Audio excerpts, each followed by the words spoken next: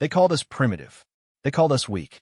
They called us insignificant insects crawling on a backwater planet in the outer rim of an unremarkable galaxy. For 300 years, the Galactic Assembly treated Earth like a curiosity at best, a nuisance at worst. They imposed their laws, their taxes, their condescending oversight while treating humanity like children who needed constant supervision. The Assembly's greatest mistake wasn't underestimating human intelligence or ingenuity. It wasn't dismissing our technology or our diplomatic efforts. Their fatal error was believing that a species capable of turning every conflict in their own history into an art form would simply roll over and accept subjugation forever. When the Assembly finally pushed too far, when they crossed the one line that even the most peaceful human couldn't tolerate, they discovered something that would echo through the stars for millennia to come. They learned that there's a vast difference between a species that fights for conquest and a species that fights for survival. They learned that humanity's greatest weapon was never our ships or our weapons or our tactics. It was our absolute, terrifying refusal to go quietly into the night. This is the story of how Earth reminded the galaxy that sometimes the most dangerous predator is the one you've been keeping in a cage. Admiral Sarah Chun stood on the observation deck of Luna Station, watching Earth's blue marble slowly rotate beneath her. The planet looked peaceful from here, almost innocent. The irony wasn't lost on her. In less than 6 hours, Earth would become the most feared world in the known galaxy. The emergency session had lasted 14 hours. 14 hours of heated debate, accusations, and desperate attempts at diplomatic solutions. But when the final transmission from the Galactic Assembly arrived, when Ambassador Tor delivered their ultimatum with that characteristic Zalithian smugness, even the most dovish members of the Human Coalition Council had fallen silent. The message was simple and absolute. Earth had 72 hours to surrender complete autonomy to the Assembly. All human military forces would be disbanded. All human colonies beyond the Sol system would be evacuated and turned over to Assembly oversight. Earth itself would become a protectorate, its population relocated to designated sectors under alien supervision. The reason given was equally insulting. The Assembly had determined that humanity was temperamentally unsuited for self-governance and posed a potential threat to galactic stability. 300 years of grudging cooperation, of following their rules, of paying their taxes, of accepting their condescending oversight had led to this moment. Chen remembered the silence that followed the transmission. Council Member Williams, normally the voice of moderation, had been the first to speak. His words were quiet, but carried the weight of inevitability. They've made their choice. Now we make ours. The vote was unanimous. For the first time in human history, every nation, every colony, every settlement from Mercury's mining platforms to Pluto's research stations spoke with one voice. Operation Prometheus was approved with full authority. Chen pulled up the tactical display on her wrist device. Across the solar system, the pieces were already moving. The Assembly had always known about Earth's conventional military. They had detailed files on every human warship, every defense platform, every known weapon system. What they didn't know about were the black sites, the research facilities hidden in asteroid belts, the projects that had been running in absolute secrecy for over a century. Humanity had learned early that the galaxy was a dangerous place.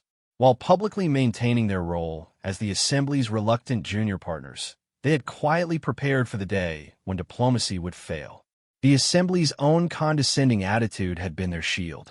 Who would suspect the primitive humans of developing technology that could threaten species with 10,000 years of advancement? Dr. Elena Vasquez materialized beside Chun, her holographic projection slightly distorted by the station's aging systems. She looked exhausted, but her eyes held a fierce satisfaction. The final calculations are complete, Admiral. All Prometheus sites report ready status. Casualties? Chen asked, though she dreaded the answer. Minimal. The evacuation protocols worked perfectly. Less than 3% of our people are still within Assembly-controlled space, and Most of those are intelligence assets who chose to remain. Vasquez paused, her expression darkening. We did intercept assembly fleet movements toward the outer colonies. It appears they intended to use force regardless of our response. Chen nodded grimly. The assembly's fleet positioning had been the final confirmation they needed. This wasn't really an ultimatum. It was the opening move of an invasion disguised as a legal proceeding. The aliens had never intended to honor human autonomy. They had simply been waiting for the right moment to complete what they had started 3 centuries ago. The communication board chimed. Captain Rodriguez's voice came through clearly despite the quantum encryption. Admiral, we've got assembly ships dropping out of hyperspace at the edge of the system. 15 dreadnoughts, 40 cruisers, and approximately 200 escort vessels. Right on schedule, Chen murmured. Captain, please signal all human vessels to withdraw to the designated positions. Make it look like we're preparing to surrender. Understood, Admiral. Ma'am, if I may, it's been an honor serving with you. The honor has been mine, Captain. Remember, we're not just fighting for Earth. We're fighting for every species the Assembly has ever bullied into submission. Today, we show the galaxy that some things are worth any cost. The tactical display updated as human ships began their apparent retreat. To the Assembly, it would look like humanity was backing down as expected. The alien commanders would be congratulating themselves on another successful intimidation campaign. They had no way of knowing that every retreating human vessel was moving to precisely calculated positions. Chun activated her personal communicator and opened a channel to Earth's surface. President Martinez appeared on the screen, broadcasting from the emergency command bunker beneath Geneva. Behind him, she could see the massive displays showing global military readiness. Every human face on those screens carried the same expression of grim determination. The assembly fleet has arrived, Chen reported. They'll be in optimal range within 2 hours. Martinez nodded. The people are as ready as they can be, Admiral. Every major city has been evacuated to the hardened shelters. Our industrial base has been moved to the deep facilities. Food production has been shifted to the vertical farms in the mountain complexes. We can survive underground for decades, if necessary. It won't come to that, Mr. President. I pray you're right. The history books will remember this day, Sarah, one way or another. The channel closed, and Chun turned her attention back to the approaching fleet. The assembly ships were massive, each dreadnought larger than anything humanity had ever built. Their armor was legendary, their weapons capable of cracking moons. By every conventional measure, Earth didn't stand a chance. But convention had never been humanity's strong suit. The communication array crackled to life again. Ambassador Tavares' image appeared on the main screen, his reptilian features arranged in what passed for a satisfied expression among his species. Admiral Chun, I trust you have used the travel time to consider our generous offer.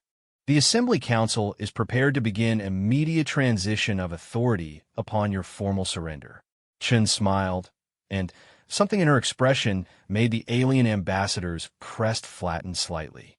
Ambassador Tvar, on behalf of the Human Coalition Council and every man, woman, and child on Earth, I have a response to your ultimatum. She gestured to Dr. Vasquez, who stepped forward with a datapad. The scientist's hands were steady as she input the final authorization codes. Our response, Chun continued, is this. Across the solar system, hidden facilities that have been disguised as mining operations, research stations, and industrial platforms suddenly came alive. Massive energy readings spiked from locations the Assembly had never suspected existed. Warning alarms began blaring on every alien ship as their sensors detected impossible power signatures throughout the system. The first Prometheus station to reveal itself was hidden in the asteroid belt between Mars and Jupiter. What had appeared to be a simple mining platform suddenly unfolded like a deadly flower, revealing the fusion cannon that had been built into the asteroid's core. The weapon was larger than most assembly cruisers, its targeting array locking onto the lead dreadnought with mechanical precision. But the asteroid cannon was only the beginning. The ice moon Europa cracked open along carefully engineered fault lines, revealing the massive shipyard that had been constructed beneath its frozen surface. The facility had been building in secret for 50 years, producing vessels unlike anything in the galaxy's databases. The ships that emerged were sleek, dark, and radiated energy signatures that made the assembly sensors scream with warnings they couldn't interpret. Pluto, dismissed by the assembly as a worthless ice ball at the system's edge, suddenly blazed with artificial light. The entire dwarf planet had been hollowed out and converted into a fortress factory. Weapon platforms larger than space stations emerged from concealed bays, their exotic matter projectors creating gravitational anomalies that twisted space itself. Even Earth's moon revealed its secrets. Luna Station, which the assembly believed to be humanity's primary space facility, was actually the smallest part of a vast underground complex. Massive rail guns emerged from the lunar surface, their magnetic coils crackling with enough energy to accelerate projectiles to significant fractions of light speed. But the crown jewel of Project Prometheus was Sol itself. The star had been surrounded by a network of quantum resonance collectors, devices so advanced that even their theoretical basis would have been incomprehensible to most assembly scientists. For 70 years, they had been slowly siphoning off minute amounts of solar energy and storing it in exotic matter batteries hidden throughout the system. Now, for the first time, the collectors activated at full power. Ambassador Tavares' image flickered as electromagnetic interference from the massive energy releases disrupted communications across the system. When the picture stabilized, his expression had changed from smugness to something approaching terror. What are you doing?" he demanded. Chen's smile never wavered. "We're giving you exactly what you asked for, Ambassador. You wanted to see Earth surrender? You're about to witness it. We surrender any pretense of being the primitive, harmless little species you thought you could push around." The tactical display now showed the true scope of humanity's preparations. Every major body in the solar system had been weaponized. Every peaceful installation had been a cover for military development. The assembly fleet, which had seemed overwhelmingly powerful just minutes ago, now appeared small and vulnerable in the face of the revealed arsenal. The lead assembly dreadnought launched a desperate preemptive strike, its particle beam lancing out toward Earth. The beam was intercepted by a gravitational lens deployed from the lunar fortifications, its energy bent harmlessly into space. The response was immediate and devastating. The asteroid cannon spoke first, its fusion beam traveling at near light speed. The dreadnought's legendary armor, proof against conventional weapons, offered no protection against a weapon that manipulated matter at the subatomic level. The massive ship simply ceased to exist, its atoms scattered across space in an expanding cloud of plasma. The message was clear. The assembly had brought their finest weapons to intimidate humanity. They had no idea that humans had spent centuries developing weapons specifically designed to counter everything in the alien arsenal. Chun opened a system-wide channel, her voice broadcast to every ship, every station, every settlement in Sol. "Citizens of Earth, the assembly has forced our hand. They came here expecting to find a weak species ready to submit to their will. Instead, they have awakened something that has been sleeping for too long. Today, we don't just defend our world. Today, we declare our independence from 300 years of condescension, taxation, and treatment as second-class citizens of our own galaxy." She turned to face the alien fleet, now frantically trying to retreat as more of their ships fell to the impossible human weapons. "Ambassador Var, you wanted to know humanity's true nature? You're seeing it now. We are not the peaceful farmers you thought you knew. We are the descendants of warriors, explorers, and survivors who conquered their own world before reaching for the stars. You mistake our patience for weakness, our diplomacy for cowardice. That ends today." The assembly fleet was in full retreat now, their faster-than-light drives charging desperately as exotic matter weapons from Pluto reached across the system to pluck ships from space with surgical precision. But humanity wasn't finished. The solar collectors reached critical resonance, and space itself began to bend around Earth's star. What happened next would be spoken of in hushed whispers across the galaxy for centuries to come. Humanity had found a way to weaponize a star. The solar eruption was controlled, directed, and devastating.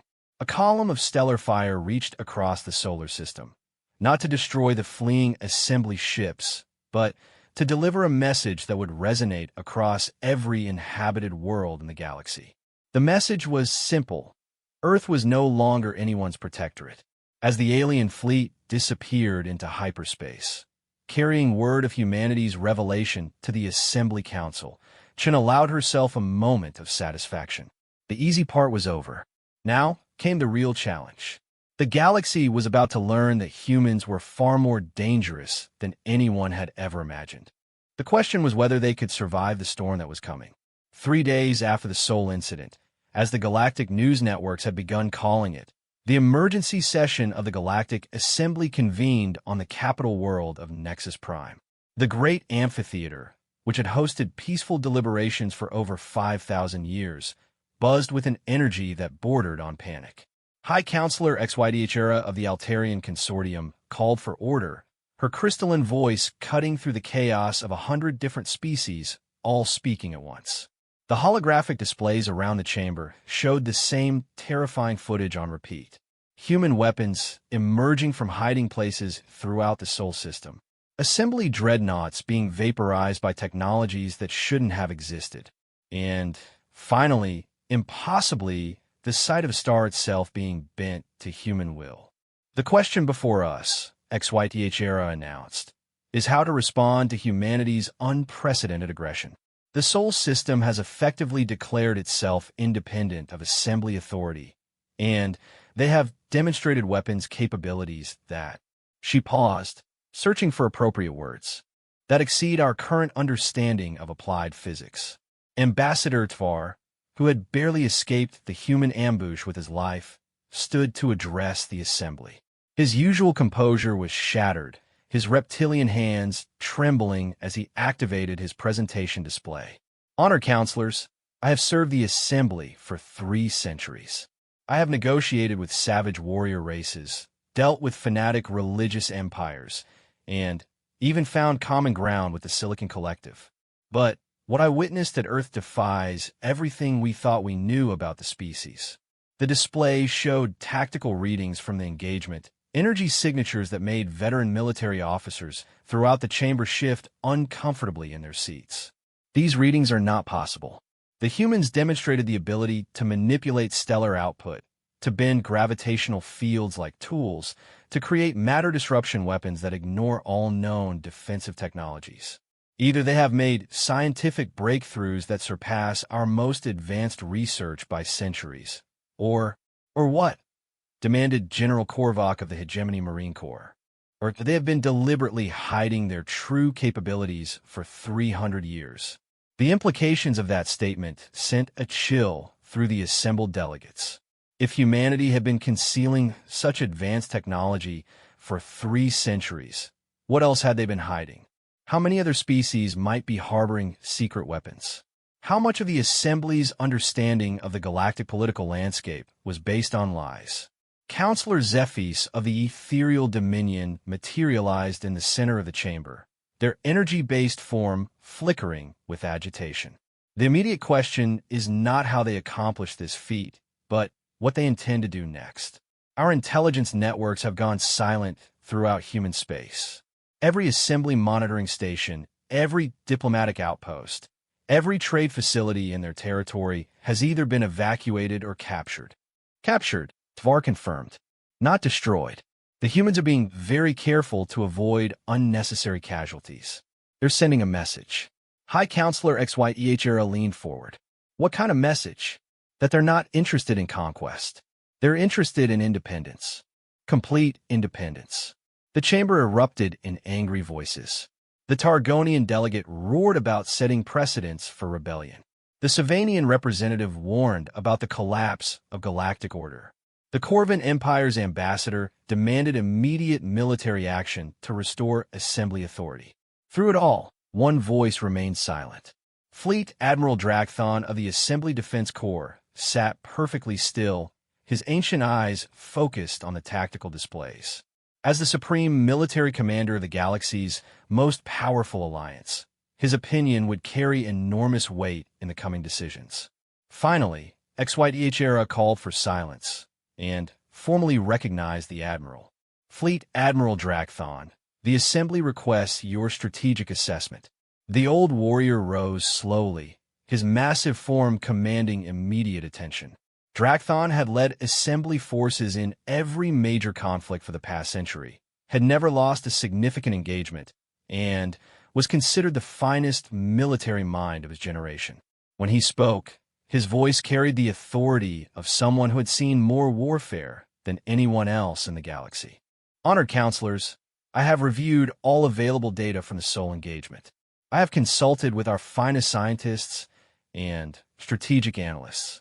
I have run simulation after simulation of potential military responses. He activated his own presentation display, showing fleet compositions, projected casualties, and strategic timelines.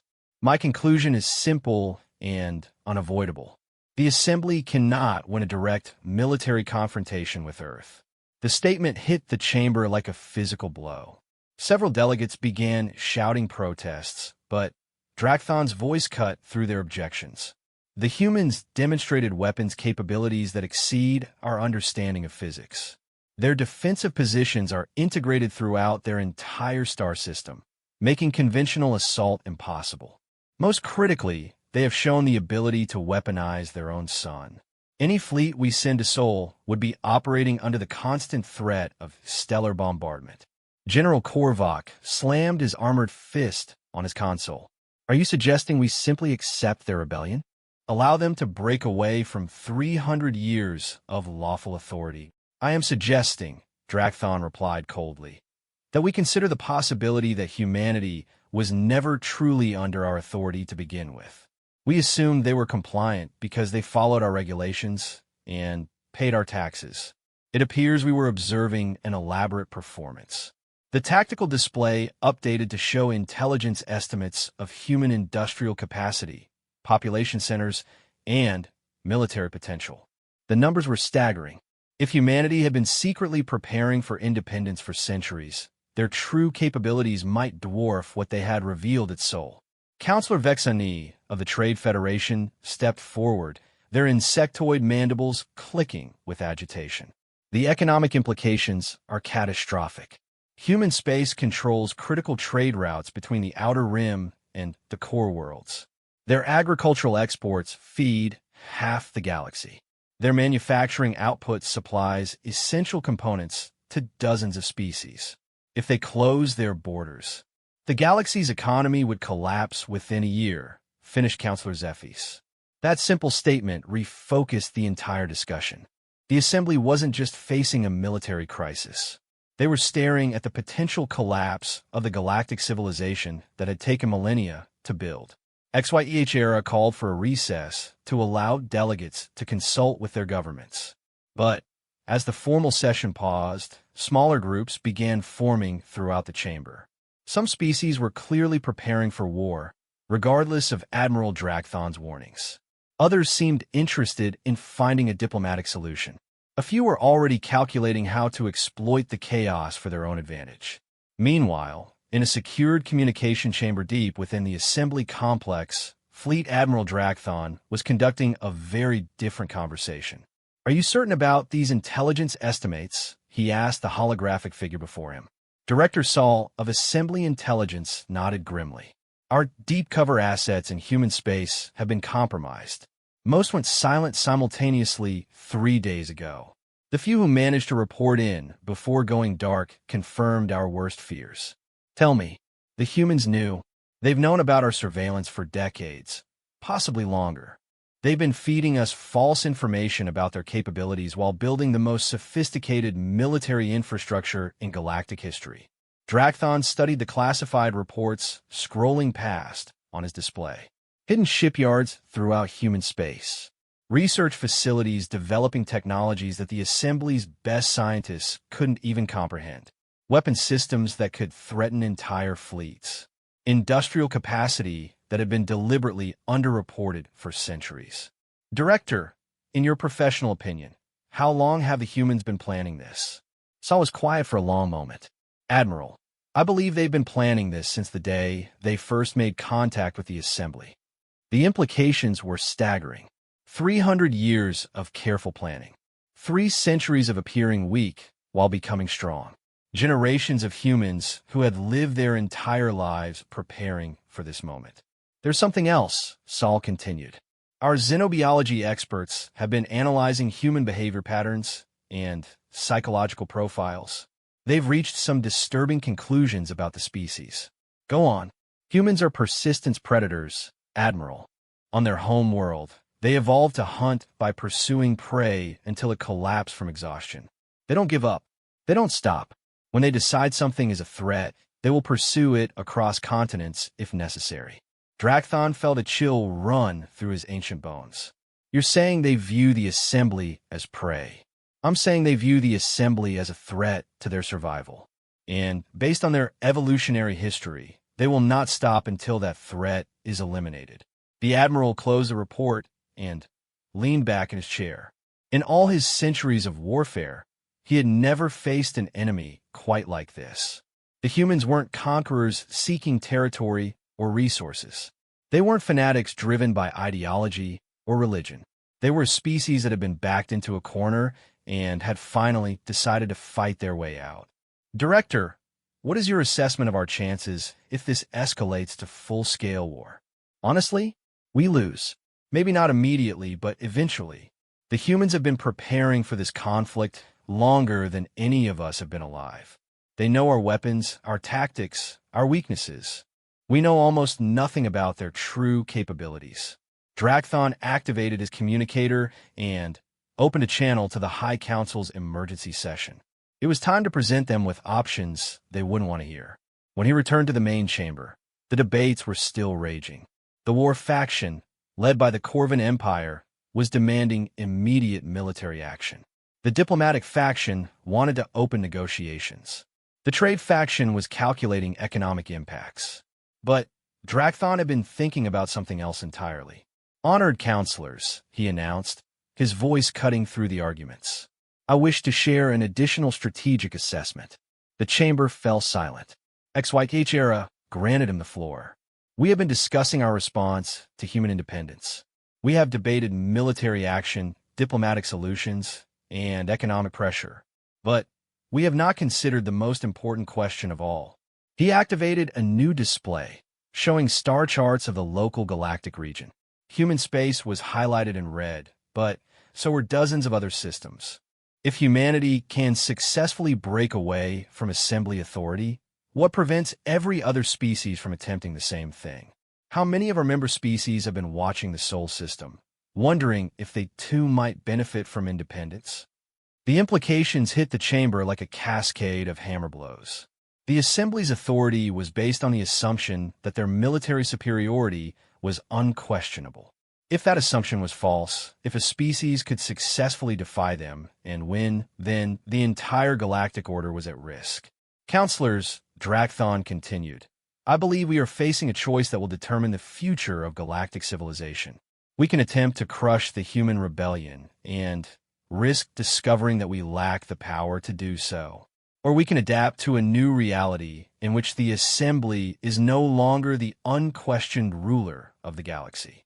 High Counselor Exwikatura's crystalline form dimmed as she processed the implications. Admiral, are you recommending that we accept human independence? I am recommending that we consider the possibility that we may have no choice. The session was called into emergency recess as delegates rushed to contact their home governments. But in the corridors and meeting rooms of the Assembly complex, a new reality was beginning to take shape. The age of unquestioned Assembly dominance was ending. What would replace it remained to be seen. Commander Marcus Webb stood in the war room of the UCS Defiance, humanity's most advanced stealth ship, as it drifted silently through the outer reaches of the Kepler system. The massive holographic display before him showed the positions of over 300 Assembly vessels, the largest military fleet ever assembled in galactic history. They had come to make an example of humanity, to demonstrate that rebellion against the assembly would not be tolerated. They were about to learn that humans had their own ideas about examples. Signal from Earth Command, sir. Reported communications, Officer Liu. Operation Pandora is authorized. All human assets are green for implementation. Webb nodded grimly. 3 weeks had passed since the Seoul incident. 3 weeks of escalating tensions as the assembly mobilized their vast military machine. Every attempt at diplomatic contact had been rebuffed. The assembly's message was clear: submit or be destroyed. Humanity's response was about to be equally clear. Mr. Petrosky, what's our status on the surprise packages?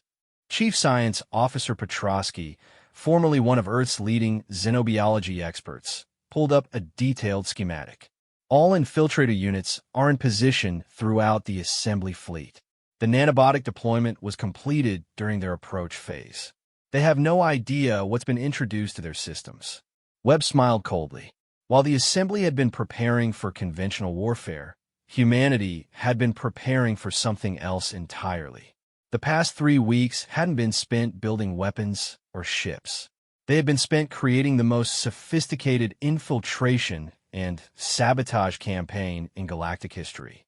Humans had always been good at warfare, but they excelled at asymmetric warfare. When faced with an overwhelmingly powerful enemy, they didn't try to match strength with strength. They found weaknesses and exploited them with ruthless efficiency. Status report on the assembly fleet composition. Webb asked. 317 capital ships, sir, reported Tactical Officer Rodriguez. 56 dreadnoughts, 112 battle cruisers, and 149 heavy destroyers.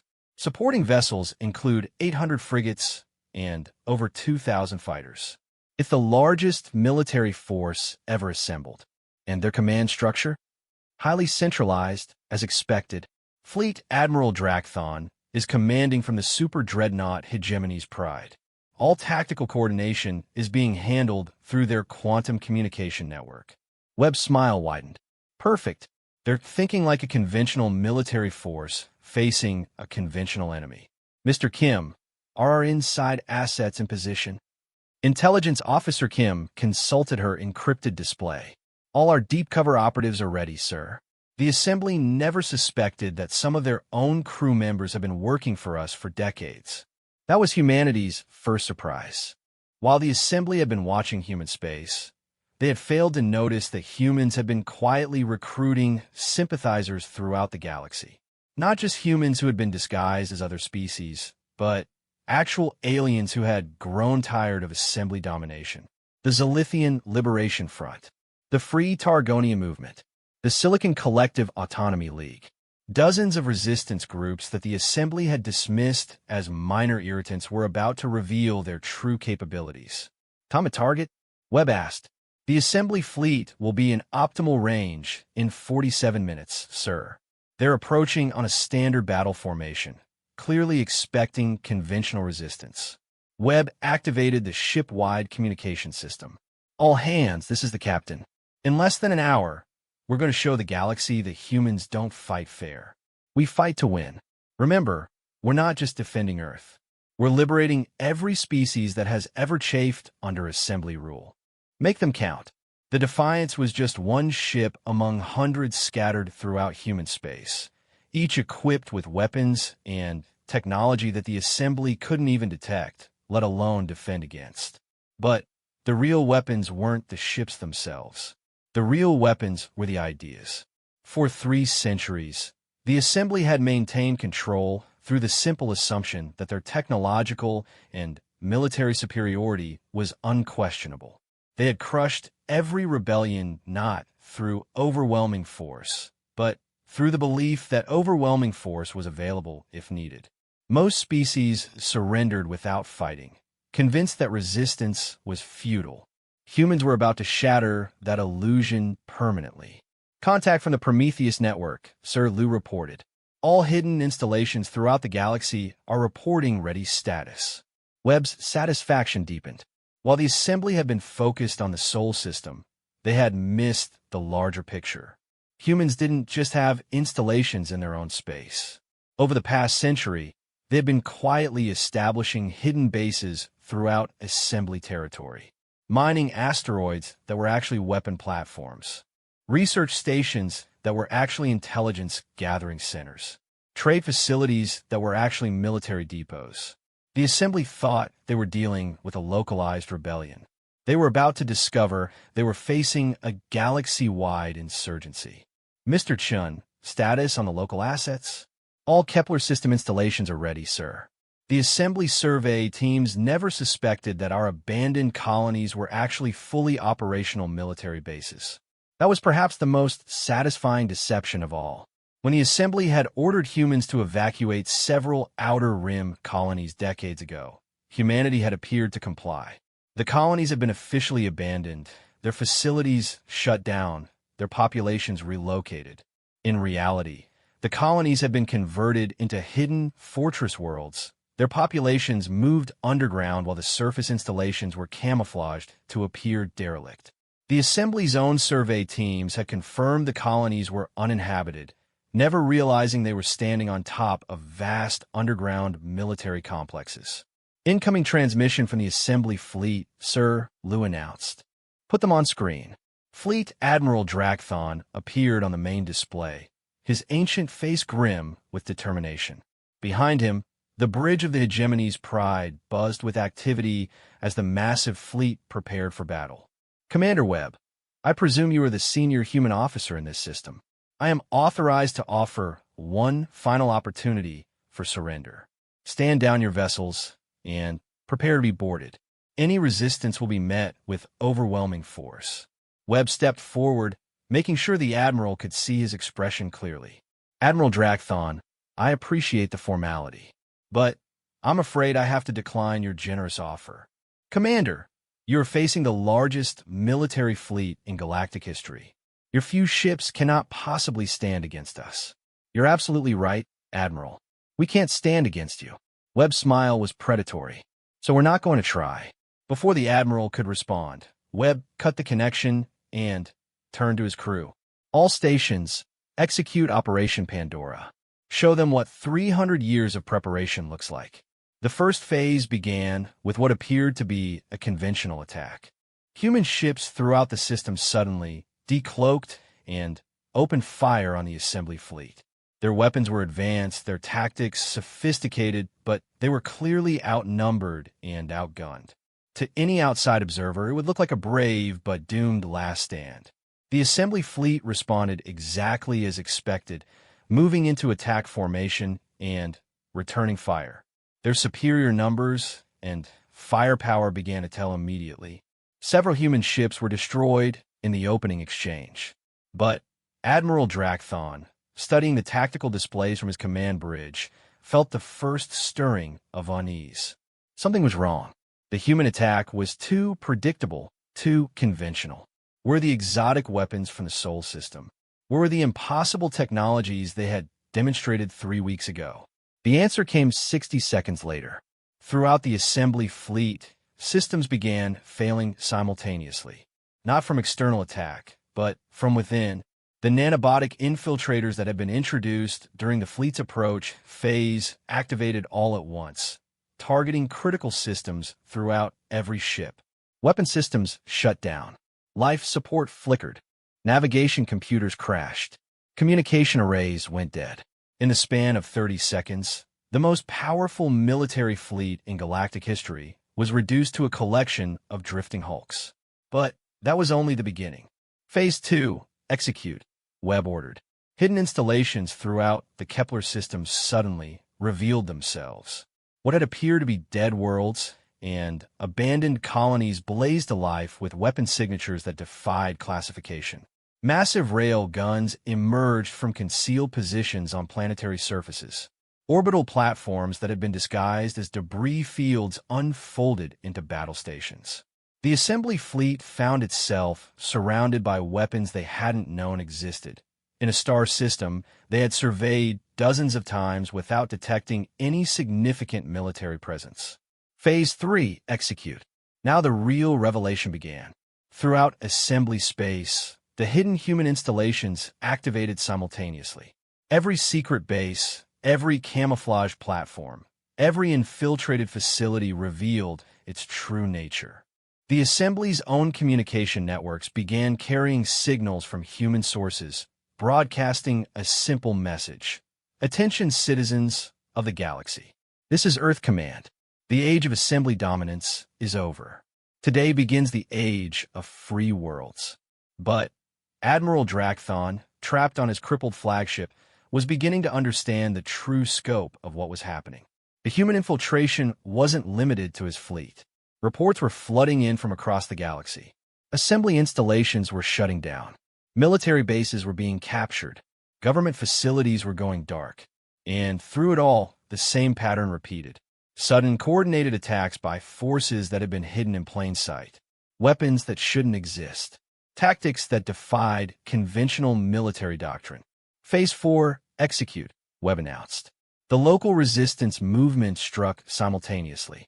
On worlds throughout assembly space, aliens who had spent generations under human influence finally revealed their true loyalties. Zalithian rebels seized control of their home world's orbital defenses. Targonian freedom fighters captured the assembly's regional command center. Silicon Collective separatists shut down the galaxy's primary data networks. It wasn't just a human rebellion. It was a galaxy-wide revolution that had been coordinated across hundreds of species and thousands of worlds. Admiral Drakthon, his systems slowly coming back online as his engineering teams worked frantically to counter the nanobotic sabotage, finally understood what he was facing. This wasn't a military campaign. It was the culmination of the most sophisticated intelligence operation in galactic history. Communications, give me a channel to Earth Command, he ordered. Sir, our quantum communicators are still down. We're using emergency frequencies only. Then, use whatever we have. After several minutes, a crackling audio connection was established. Commander Webb's voice came through clearly despite the interference. Admiral Drakthon, I trust you're beginning to appreciate the scope of the situation. Commander, what do you want? The old warrior's voice was tired, defeated. What we've always wanted, Admiral. Freedom. Self-determination. The right to govern ourselves without interference from species who think they know what's best for us. The Assembly maintained galactic peace for 5,000 years. The Assembly maintained galactic oppression for 5,000 years. Peace built on subjugation isn't peace, Admiral. It's just delayed rebellion. Drakthon was quiet for a long moment. Around him, his bridge crew was struggling to restore basic systems while reports of catastrophic failures poured in from across the galaxy. What happens now, Commander? Now we negotiate, not as subjects to rulers, but as equals. The Assembly can either adapt to a new galactic order based on voluntary cooperation, or it can collapse into irrelevance. The choice is yours. The transmission ended, leaving Admiral Drakthon alone with the ruins of everything he had spent his life defending. Outside the viewports of his crippled flagship, human ships moved in perfect formation, their weapons trained on the helpless assembly fleet. For the first time in galactic history, the hunter had become the prey. High Counselor HFY stood before the emergency assembly, her crystalline form flickering with stress patterns that betrayed her inner turmoil. The great amphitheater on Nexus Prime, once the symbol of galactic unity and assembly authority, now felt more like a tomb. Half the delegate seats were empty, their occupants either unable to travel due to the galactic chaos or no longer recognizing assembly authority. The reports that continued to stream and painted a picture of civilization in collapse. Not the violent, destructive collapse of war, but something far more unsettling. A systematic dismantling of everything the Assembly had built over 5 millennia. The situation continues to deteriorate, reported Intelligence Director Saul, his usual composure cracked by exhaustion and disbelief. 37 systems have formally declared independence in the past 72 hours. Another 59 have ceased responding to Assembly communications entirely. Our estimates suggest that over 60% of member worlds are either in open rebellion or passive resistance. The numbers were staggering, but they didn't tell the full story. The humans hadn't conquered these worlds through force. They had liberated them through revelation. When the galaxy's citizens learned that the Assembly's military supremacy was an illusion, when they discovered that successful resistance was possible, the psychological dam had burst. Senator Vexani of the Trade Federation stepped forward, their insectoid mandibles clicking with agitation. The economic impacts are beyond calculation. Trade routes have collapsed. Manufacturing chains have been severed. The galactic currency system is in free fall. We're facing the complete breakdown of interstellar commerce. How much of this is directly caused by human action? Asked Counselor Zephys. Less than 20%, Sol admitted reluctantly. Most of the disruption is being caused by other species taking advantage of the chaos. The humans seem to be focused primarily on establishing secure borders around their own territory and supporting independence movements. They're not trying to conquer the galaxy. They're trying to fragment it. That was perhaps the most troubling aspect of the crisis. The humans weren't behaving like traditional conquerors. They weren't seizing assembly territory for themselves or imposing their own system of government on liberated worlds. They were simply destroying the assembly's ability to maintain control while encouraging every species to govern itself. The result was chaos on an unprecedented scale. Thousands of worlds that had relied on assembly infrastructure for everything from trade regulation to conflict mediation were suddenly on their own. Some were thriving with their newfound freedom. Others were collapsing into civil war or economic disaster. Fleet Admiral Drakthon, recently returned from his humiliating defeat at Kepler, stood to address the assembly. His once proud bearing was diminished, his confidence shattered by the revelation of human capabilities. Honored counselors, I have completed my strategic assessment of our current military position. The situation is unprecedented. He activated his presentation display, showing fleet dispositions throughout assembly space. The numbers were appalling. Over half their forces were stranded in systems where local populations had cut off fuel supplies and repair facilities. Another quarter were trapped by human infiltration technology that continued to plague assembly systems despite all attempts to counter it. Our effective military strength has been reduced by approximately 70%, Drakthon continued. Not through direct combat losses, but through what can only be described as the most sophisticated sabotage campaign in galactic history. Surely our scientists have found ways to counter these human infiltration systems, demanded General Korvac. Our best estimates suggest it will take years to fully understand the technology they've deployed against us, let alone develop effective countermeasures. The nanobotic systems they introduced to our fleets are self-replicating and adaptive. Every time we develop a defense, they evolve to overcome it. High Counselor XYDHRA dimmed her luminescence, a sign of deep contemplation among her species. Admiral, in your professional opinion, what are our options? The old warrior was quiet for a long moment before responding. Counselor, I see 3 possible courses of action. First, we can attempt to negotiate with the humans from a position of weakness, essentially granting them everything they demand in exchange for an end to the rebellion.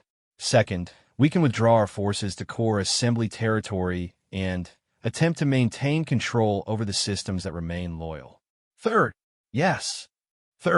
we can acknowledge that the assembly as we have known it is finished and attempt to create something new from the ruins. The chamber erupted in angry voices, but XYDH era called for order. Explain the third option, Admiral.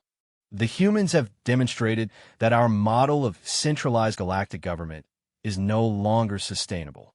They've proven that species can develop advanced military capabilities in secret, that our intelligence networks can be compromised, and that our technological superiority is not as absolute as we believed. He updated his display to show a new political map of the galaxy. Instead of the familiar assembly territories, it showed a patchwork of independent systems, allied blocks, and ungoverned regions. Perhaps it's time to consider that the humans are correct. Perhaps the age of galactic empires is over, and the future belongs to voluntary associations of free worlds. The suggestion was met with outrage from the traditionalist factions, but HFY noted that several delegates seemed to be considering it seriously. The pragmatists among the assembly leadership had been reaching similar conclusions privately. A new voice joined the debate as Ambassador Tvar stepped forward. "Counselors, I have received a communication from Earth Command. They are requesting a formal diplomatic meeting to discuss terms for galactic restructuring." "Terms for surrender, you mean," snarled General Korvac. "No, General. Terms for transition. The humans are proposing the creation of a new galactic organization based on voluntary membership and mutual cooperation rather than centralized authority." Tvar activated his own display, showing the preliminary proposal that had been transmitted from Earth. The document was comprehensive, addressing everything from trade regulation to conflict mediation to scientific cooperation. "They call it the Galactic Federation," Tvar continued. "Member worlds would retain full sovereignty while participating in voluntary cooperative frameworks. No species would have authority over any other. All decisions would be made through consensus among equals." Counselor Vexani studied the economic provisions carefully. This would eliminate the Assembly's ability to impose trade regulations or taxation on member worlds. Yes, it would also eliminate our ability to provide economic stability and conflict mediation. The humans seem to believe that voluntary cooperation will be sufficient to maintain galactic civilization, Tvar noted.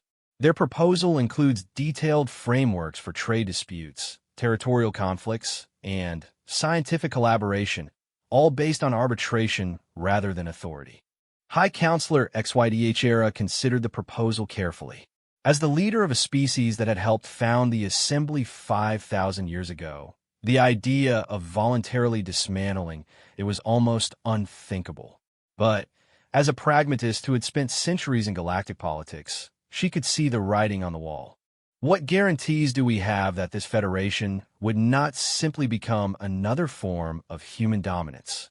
None, Tvar admitted. But we also have no guarantee that we can maintain assembly dominance in the face of the current rebellion. The humans have demonstrated capabilities that we cannot match and organizational skills that we clearly underestimated. Director Saul stepped forward with additional intelligence. "Counselors, there's another factor to consider. Our analysis suggests that the human infiltration of assembly systems goes back much further than we initially realized. We found evidence of their presence in our government, our military, our intelligence services, and our scientific institutions dating back over 2 centuries. The implications of that statement sent shockwaves through the chamber. If humans have been infiltrating assembly institutions for 200 years, how much of their current crisis had been engineered deliberately? Director, are you suggesting that the humans planned this entire rebellion centuries in advance? I'm suggesting that they've been preparing for it since shortly after first contact. Every treaty they signed, every regulation they accepted, every tax they paid was part of a larger strategy to appear harmless while gathering intelligence and building capabilities. Admiral Drakthon nodded grimly. It would explain how they knew our fleet movements, our communication codes, our tactical doctrines. They've had 2 centuries to study us while we largely ignored them. The chamber fell silent as the full scope of human strategic thinking became clear. This wasn't just a rebellion against assembly authority. It was the culmination of a multi-generational plan to reshape galactic civilization itself. Counselors, HFY announced, I believe we need to face a fundamental truth. The humans have outmaneuvered us completely. They've demonstrated superior strategic thinking, superior technology, and superior organizational capabilities. The question is not whether we can defeat them. The question is whether we can find a way to coexist with them. She turned to address the human proposal directly.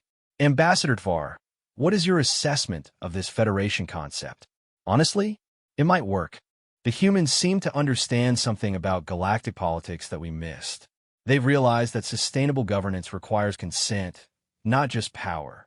The Assembly maintained order through the threat of force. The Federation would maintain order through mutual benefit. General Korvac stood up angrily. And what happens when this voluntary cooperation fails? What happens when worlds refuse to abide by arbitration decisions? What happens when conflict arises that cannot be resolved through consensus? Tvor consulted the human proposal. According to this document, such worlds would be excluded from Federation benefits, but not attacked. The humans seem to believe that the advantages of cooperation will be sufficient to maintain compliance. And if they're wrong, then we'll be no worse off than we are now. High Counselor XYDH made her decision. Ambassador Tvar, please inform Earth Command that the Assembly Council is prepared to enter formal negotiations. We will discuss their Federation proposal, but we want guarantees that current Assembly worlds will not be coerced into joining or remaining outside the new organization. I'll transmit that message immediately, Counselor. As the session ended and delegates began filing out of the chamber, XYDH remained behind, contemplating the empty seats and fallen banners that had once represented the greatest political achievement in galactic history. The Assembly was dying, but perhaps something better might emerge from its ashes. The humans had torn down the old order, but they seemed genuinely interested in building a new one based on partnership rather than domination. Whether that would prove to be wisdom or naivety remained to be seen. But given the alternatives, it was a gamble worth taking. The Age of Empires was ending. The Age of Federation was about to begin. 5 years after the collapse of the Galactic Assembly, Ambassador Sarah Chun walked through the halls of New Geneva Station, the rotating habitat that served as the headquarters of the Galactic Federation. The site still filled her with quiet satisfaction. Where the Assembly had built monuments to their own power, the Federation had created a space dedicated to cooperation and mutual understanding. The station itself was a marvel of cooperative engineering. Zilithian crystal-growing technology provided the basic structure, while Targonian metallurgy created the framework. Human artificial gravity systems made it comfortable for most species, and ethereal energy networks powered the entire complex. Every major species had contributed something to the project, and every major species had a voice in how it operated. As she approached Conference Room 7, Chun could hear the familiar sounds of spirited debate filtering through the walls. Inside, representatives from 47 different worlds were discussing trade route security in the Outer Rim. The conversation was heated, but it was the heat of passionate disagreement between equals, not the cold formality of imperial decree. Ambassador Chun called out Counselor Vexani as she entered the room. The Savanian trade specialist had become one of the Federation's most effective negotiators, their natural aptitude for complex logistics proving invaluable in the new cooperative framework. Perhaps you could help us resolve a dispute about patrol responsibilities in the Kepler sector. Chin smiled as she took her seat at the circular table. The circular design had been her suggestion, borrowed from ancient human traditions. No head table, no hierarchy of seating. Every representative was equal. Every voice carried the same weight. What seems to be the problem? The free Targonian systems believe that their patrol fleets should have primary responsibility for the sector, given their proximity, explained Representative Koldar. However, the Zilithian Liberation Government argues that their ships are better equipped for the task. And the humans? Asked Chun. We've offered to provide technical support to whoever takes the lead, replied Captain Williams from the Human Coalition. Our stealth detection systems would be useful regardless of who's doing the patrolling. Chun nodded, pleased by the response. In the old Assembly system, this would have been a matter of imperial decree. The Assembly would have assigned patrol duties based on their own priorities and interests, with little regard for the wishes of the affected systems. In the Federation, every decision required consensus among the interested parties. Has anyone consulted with the merchant guilds who actually use those trade routes? She asked. The question prompted a flurry of activity as representatives began contacting their respective trade organizations. Within minutes, holographic displays around the room showed opinions from cargo captains, shipping companies, and trading posts throughout the sector. The merchants' preference was clear. They wanted joint patrols, with Targonian ships providing rapid response capability and Zilithian vessels handling heavy interdiction duties. Human stealth detection systems would provide early warning, while local forces from each system would handle routine security. It was a compromise that satisfied everyone's needs while respecting everyone's capabilities. More importantly, it was a solution that had emerged from the affected parties themselves rather than being imposed from above. Excellent, Chen announced. Motion to implement joint patrol operations as specified by Merchant Guild recommendations. The vote was unanimous. As the meeting concluded and representatives began filing out, Chen remained behind to review the day's agenda. 7 more disputes to mediate, 3 trade agreements to finalize, and 2 applications for Federation membership to consider. The work never ended, but it was satisfying work. "Busy day?" asked a familiar voice behind her. Chen turned to see Admiral Marcus Webb, now serving as Earth's military liaison to the Federation. His role had evolved considerably from his wartime position. Instead of planning battles, he now coordinated humanitarian missions, disaster relief efforts, and peacekeeping operations. "The best kind of busy," she replied. "How did the Epsilon Eridani situation turn out?" "Better than expected. The civil conflict ended when we helped both factions realize they were actually fighting over resources that could be shared rather than divided.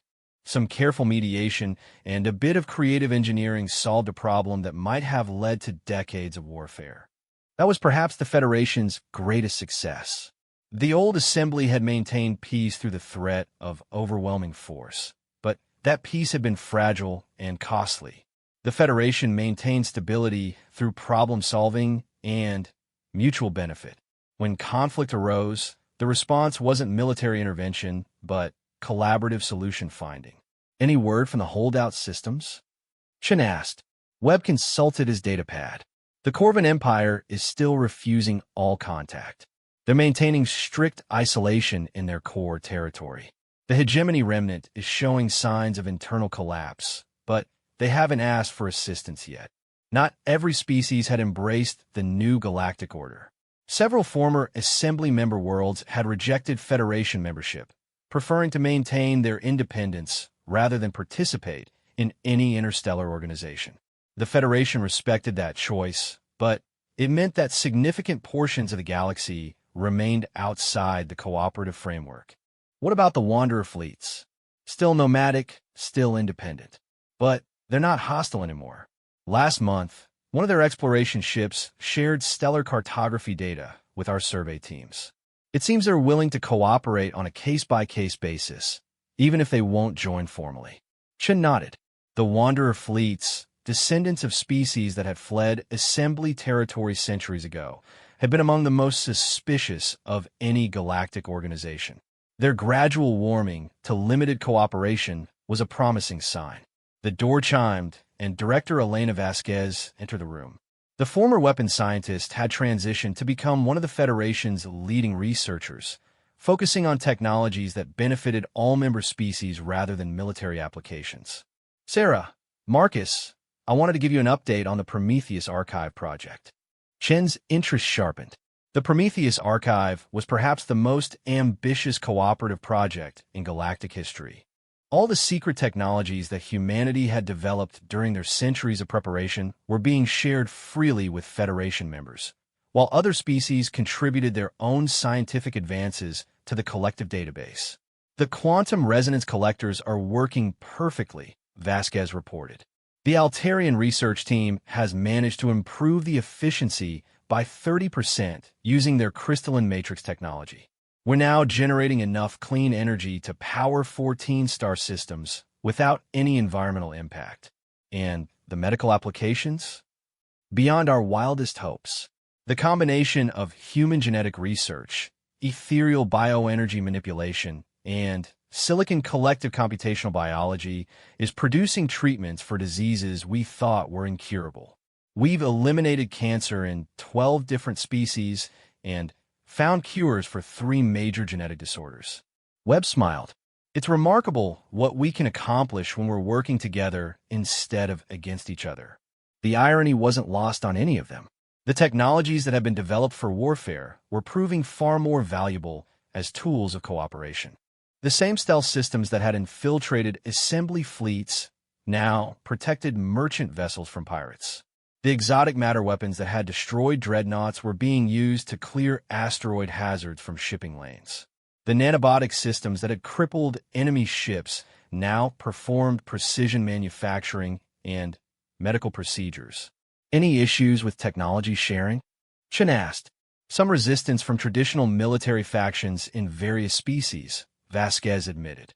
There are still those who believe that keeping secrets provides security. But the benefits of cooperation are becoming impossible to ignore. That had been one of the Federation's core principles from the beginning. Technological advancement through open collaboration, with all discoveries shared freely among member worlds. The approach had accelerated scientific progress beyond anything the galaxy had ever experienced. What about our non-member neighbors? Interesting developments there, Webb interjected. 3 systems that initially rejected Federation membership have quietly approached us about limited cooperation agreements. They want access to our medical research and energy technologies without committing to full membership. And our response? We're accommodating them, of course. The Federation's strength comes from cooperation, not exclusivity. If they want to participate partially, we'll find ways to make that work. Chen felt a familiar sense of pride in what humanity had accomplished. Not just the military victory that had broken assembly power, but the vision that had created something better in its place. The Federation wasn't perfect, but it was growing stronger every year as more species discovered the benefits of voluntary cooperation. A soft chime indicated an incoming priority message. Chun activated her personal communicator and found herself facing High Counselor XYTHRA, broadcasting from the Altarian home system.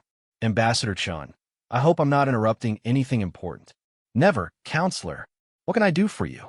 I wanted to inform you personally that the Altarian Consortium has voted to ratify the Enhanced Cooperation Protocols. We're prepared to share our dimensional matrix technology with all Federation members. Chen's eyes widened. Altarian dimensional technology was among the most advanced in the galaxy, closely guarded for millennia. The offer to share it freely represented an unprecedented level of trust. Counselor, that's extraordinary. Are you certain your people are ready for such a step? Ambassador, 5 years ago the Assembly demanded our submission and received our compliance.